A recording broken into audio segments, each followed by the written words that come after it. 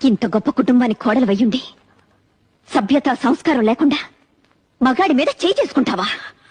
కనీసం పనివాళ్ళున్నారని ఇంగిత జ్ఞానం కూడా లేకుండా పోయిందా నీకు? తప్పుడు మాట అంటే చెంప పగలగొట్టాను తప్ప. అయినా నువ్వెవరు నాకు అడ్వైస్ చేయడానికి? నాకు అత్తగారివా? కోడలిగా ఈ ఇంట్లో దీపం పెట్టడానికి నువ్వెలా వచ్చావో నేను అలాగే వచ్చాను. దీపం పెట్టడం అంటే నూనె పోసి వత్తి వేసి వెలిగించడం కాదే.